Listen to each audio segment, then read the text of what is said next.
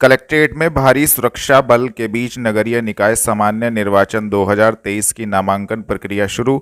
ADM-F ने दी जानकारी। आपको बता दें, आज से नगरीय निकाय सामान्य निर्वाचन 2023 की नामांकन प्रक्रिया शुरू हो गई है, जिसको लेकर कलेक्ट्रेट परिसर में भारी सुरक्षा बल भी तैनात किया गया है। प्रशासन द्वारा सभी तैयारियां पूर्ण कर ली गई हैं, जिसको लेकर एडीएम-एफ ने कलेक्ट्रेट स्थित कार्यालय से संबंधित जानकारी दी।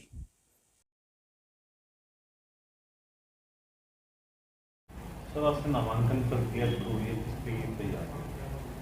आज सभी पदों के लिए, मेयर के लिए, नगर पालिका अध्यक्ष के लिए, नगर पंचायत अध्यक्ष के लिए, पार्षदों के लिए और जो वार्ड मेंबर हैं उनके लिए आज से 11 बजे से लेकर के 3 बजे तक आज 11 तारीख से लेकर के 17 तारीख तक 11 से 3 के बीच में नाम निर्देशन पत्र खरीदे जा सकते हैं और नामांकन किया जा सकता है। उसके लिए कलेक्ट्रेट परिसर में मेयर का और पार्षदों का नामांकन यहाँ पे 17 कक्षों में चल रहा है। साथ साथ जो नगर पालिका अध्यक्ष और नगर पंचायत अध्यक्ष और वार्ड मेंबर हैं, इनके लिए संबंधित तहसीलों में नामांकन की व्यवस्था की गई है। क्या अभी तक सर कोई नामांकन करने आया है? अभी तक फिलहाल तो सूचना प्राप्त नहीं हुई है। हाँ, नामांकन पत्रों की बिक्री हो रही है। अभी फिलहाल नामांकन किए जाने की अभी तक की कोई सूचना प्राप्त नहीं हुई है।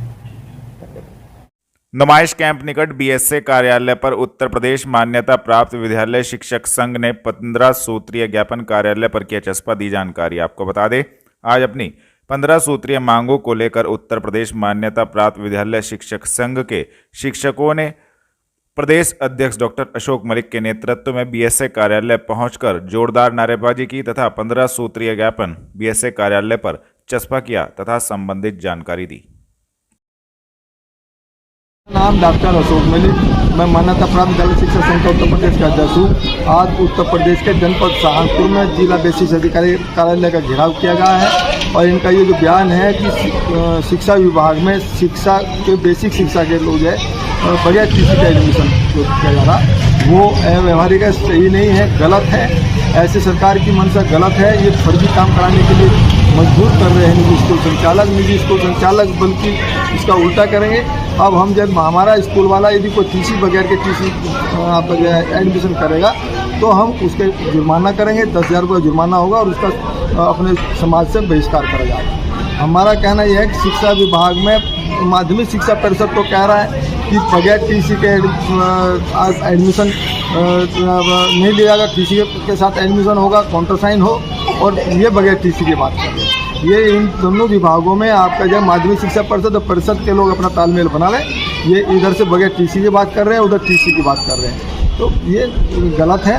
अब यदि इसमें सुधार नहीं किया गया, बीएसए साहब ने अपना बयान वापस नहीं लिया गया, तो हम आपका जो है 18 तारीख में एडी बेसिक का सहायक शिक्षा निदेशक का घेराव करेंगे और यहाँ ज्ञापन चस्पा किया गया। पूर्व घोषित कार्यक्रम था, हमने ज्ञापन चस्पा कर दिया है। आपका बीएसए साहब यहाँ बोले नहीं है और ये पूर्व घोषित कार्यक्रम है। धन्यवाद।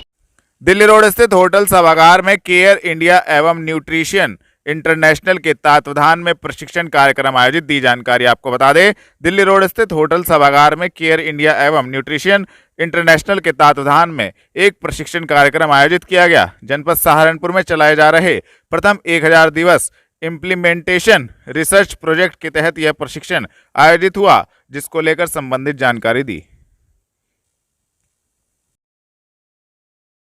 आपका परिचय?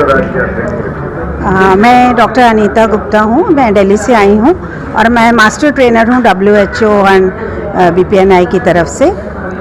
तो यहाँ पे हमारी एक ट्रेनिंग ऑफ ट्रेनर्स के लिए एक ट्रेनिंग हो रही है, जिसे TOT कहते हैं। सहारनपुर डिस्ट्रिक्ट की है ये ट्रेनिंग और इसमें हमने जो है यहाँ पे हम एक ट्रेनिंग देंगे और उसके बाद हम यहाँ के जो हमारे पार्टिसिपेंट्स हैं, जो ट्रेनिंग्स आए हैं, उनको हम दोबारा से करवाएंगे कि how they are doing it, कि कैसे वो कर रहे हैं आगे, ताकि वो जब अपने डिस्ट्रिक्ट में जाके काम करें तो वो उसी तरह से उसको कॉन्फिडेंट लेवल पे कर पाएँ।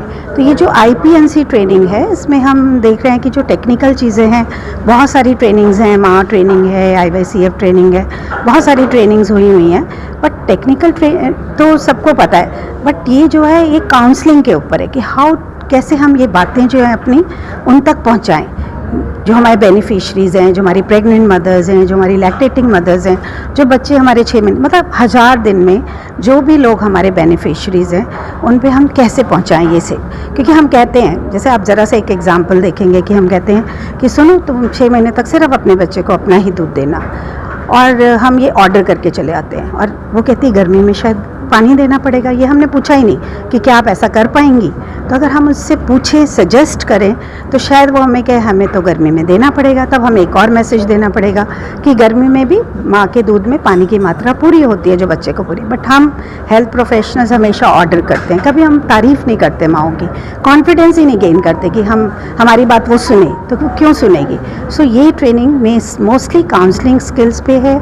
बड़े लोगों को जो हमारे ये हैं वयस्क हैं, ये लोग, ये कोई बच्चे तो है नहीं, तो इनको हम कैसे सिखाएं, कैसे इनके बारे में, इनके इंटरेस्ट की बात करें, कैसे इन तक ये सब बातें पहुंचाएं कि 1000 दिन में न्यूट्रिशन की कितनी इम्पोर्टेंस है।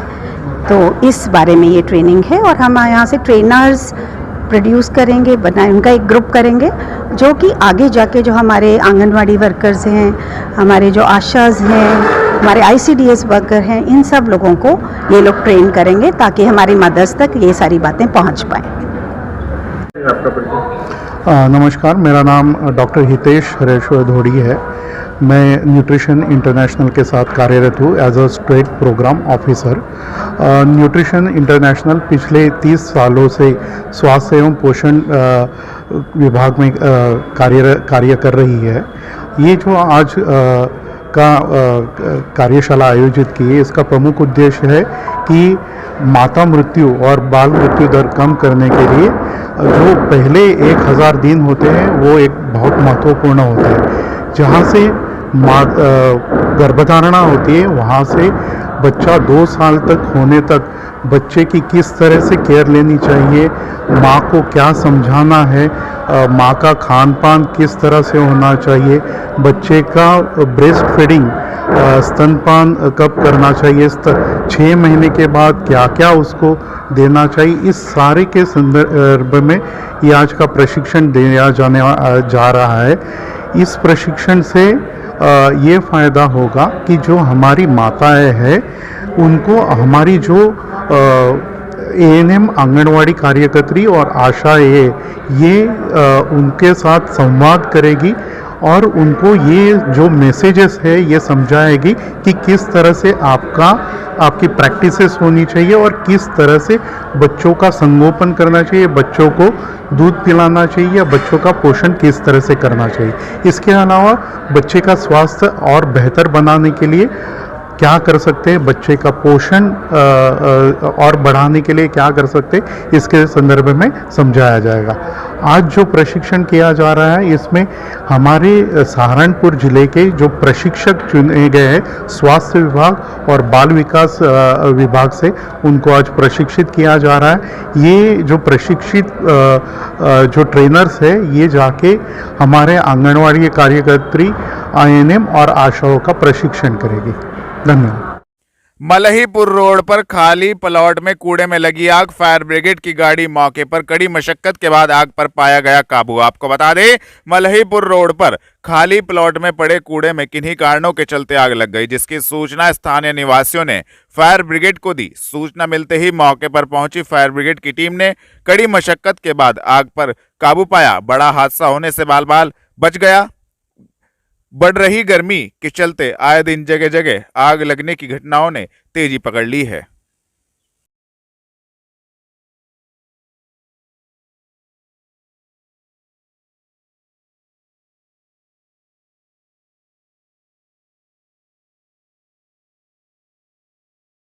कलेक्ट्रेट में नवनिर्मित सभागार का हवन यज्ञ कर द कलेक्ट्रेट बार एसोसिएशन द्वारा किया गया उद्घाटन। दी जानकारी आपको बता दें, कलेक्ट्रेट में नवनिर्मित सभागार का आज द कलेक्ट्रेट बार एसोसिएशन द्वारा उद्घाटन किया गया। कलेक्ट्रेट बार हॉल को बड़ा किया गया है, जिसको लेकर हवन यज्ञ कर सभागार का उद्घाटन किया गया तथा संबंधित जानकारी दी।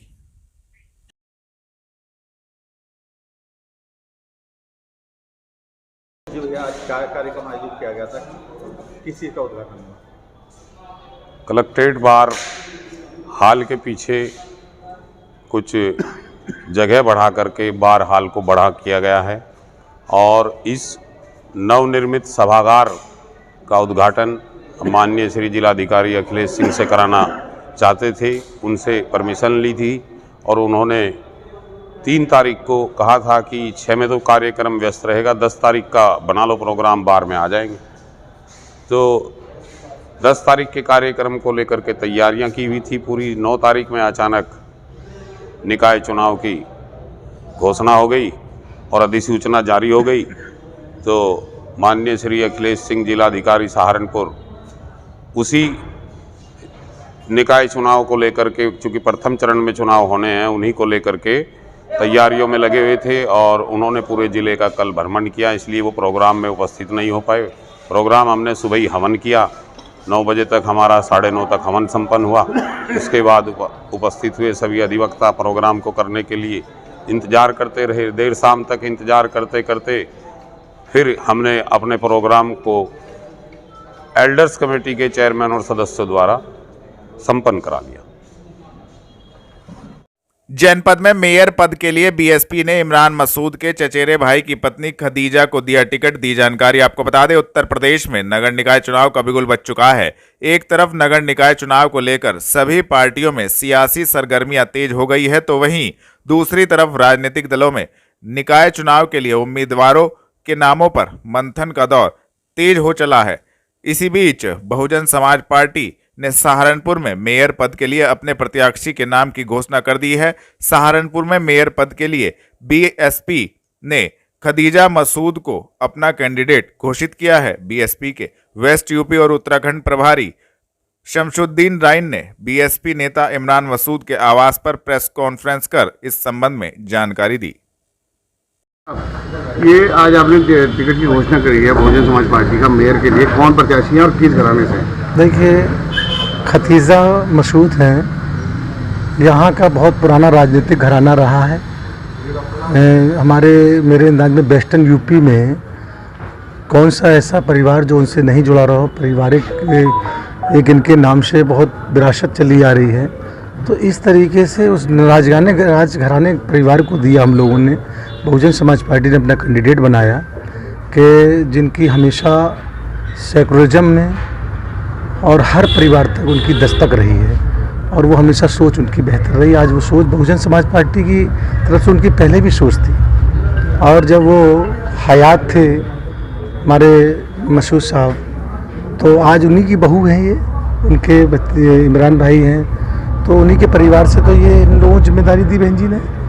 तो इसलिए आज एक माहौल ऐसा दलित और मुसलमानों के साथ साथ जो पिछड़े समाज जो भाजपा को वोट देना नहीं चाहते थे, आज उनके भी एक ऐसा मतलब दिल में जज्बा पैदा हुआ कि आज सही मायने में जो नफ़रत का बीज भारतीय जनता पार्टी बोती थी, उस नफ़रत के बीज बांटने का काम बहुजन समाज पार्टी ने किया कि आज सर समाज के साथ दलित और मुसलमान पिछड़ों को, और जो अपर कास्ट में हमारे लोग हैं, जो बेचारे जो इनसे खिलाफ है, जो भाजपा के जो नफ़रत की बुनियाद बोते हैं, उनके खिलाफ आज वो अपर कास्ट समाज के लोग भी कह रहे कि आपका निर्णय बहुत बेहतर रहा कि आपने मसूद परिवार से एक कैंडिडेट बनाया है। तो ये मुझे उम्मीद है कि इस बार जो चुनाव होगा वो चुनाव एक तरफा होगा, ना तो इस टाइप भाजपा दिखेगी, ना समाजवादी पार्टी तो है ही नहीं है। कांग्रेस तो केवल भाई इमरान साहब ही जिंदा करे रहते थे, तो वो कांग्रेस भी ख़त्म हो गई। तो अगर कोई है पश्चिमी यूपी में सबसे पहली सीट जीतने की बहुजन समाज पार्टी की, मुझे इतना कॉन्फिडेंस लेवल से मैं कह रहा हूँ कि सबसे पहले नंबर पर अगर कोई सीट जीतती नज़र आएगी तो 13 मई को सबसे पहले सहारनपुर देख लेना, पहले नंबर पे, अव्वल नंबर पे जीतती नजर आएगी। ठीक है। दिल्ली रोड स्थित न्यू आवास विकास निकट मंदिर में पहुंचे भजन गायक तरुण सागर एवं फरमानीनाज, दी जानकारी। आपको बता दें, दिल्ली रोड स्थित आवास विकास निकट मंदिर में वार्षिकोत्सव को लेकर आयोजित जागरण में भजन गायक तरुण सागर एवं फरमानीनाज पहुंचे, जिन्होंने सुंदर सुंदर भजन गाकर वहां पर बैठे भक्तों का मन मोह लिया। गौरतलब है कि फरमानीनाज द्वारा हर हर शंभू भजन गाया गया था, जिसको लेकर वह काफी चर्चा में भी रही हैं। इस संबंध में उन्होंने जानकारी दी।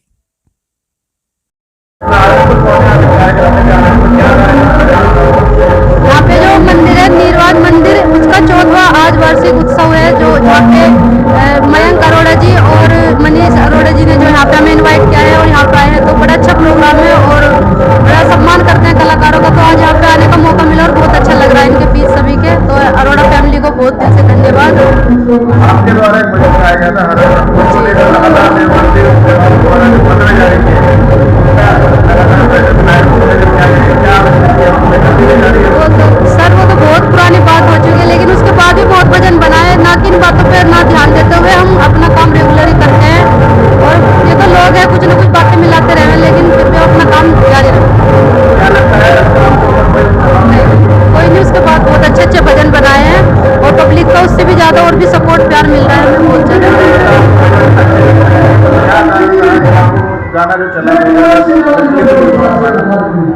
आवाज नहीं आ रही मुझे, ये बजरंग आपके द्वारा जो गाना गाया गया था शंभू, ऐसे क्या एकदम से आपके मन में है कि आपके द्वारा गाना गाएगा, तो एकदम से यूट्यूब पर भी काफी चला है? जी बहुत चला है, लोगों का बहुत सपोर्ट मिला। वो गाना पहले था ऐसे ही बज रहा था कावड़ में, तो जो हमारे राहुल सर है उन्होंने सुना, उन्होंने बोला कि भाई फरमानी अपनी आवाज़ में गा, तो उन्होंने लिख के दिया। मेरे तो समझ में भी नहीं आता था, इतना मुझे जानकारी नहीं भाई, लेकिन जो भी था मैंने अब दिल से मन से अच्छे से गाया और पब्लिक का इतना सपोर्ट मिला, इतना प्यार मिला, यहाँ तक कि फतवा जारी भी हो गया जब भी लोगों ने मुझे बहुत सपोर्ट किया। तो क्या संदेश देना चाहेंगे आप अपनी तरफ से? जी मैं बहुत धन्यवाद समाज के प्रति, अन्य समाज के प्रति? देखिए मैं किसी भी समाज को या किसी भी धर्म को बुरा नहीं कहती, जिसने जो कहा वो अलग बात है, जो लोग अलग है कहने वाले, लेकिन सभी के धर्म अच्छे हैं। ऐसा नहीं कि सभी मुस्लिमों ने मुझे कह दिया, मुस्लिमों ने भी सपोर्ट किया और हिंदू भाइयों ने तो ज़्यादा से ज़्यादा किया ही है, तो सभी का धन्यवाद है। और जो लोग इस तरीके की बातें करते हैं कि भाई ये हिंदू है या मुसलमान है, ऐसा गा दिया वो कर दिया, तो उनसे बस ये है कि ऐसा ना बोले, कलाकारों का सम्मान करे। आज मैं यहाँ हूँ, मैं मुस्लिम हूँ, चाहते तो ये मुझे ना बुलाते, लेकिन इन्होंने अपने जो इनका 4वां वार्षिक उत्सव है में मुझे यहाँ पे इनवाइट किया, बुलाया और इतना मतलब इतना सम्मान किया, इतनी इज्जत दी, बहुत अच्छा कि महसूस भी नहीं हो रहा कि हम किस धर्म से या कि किससे, तो बड़ा अच्छा लगा।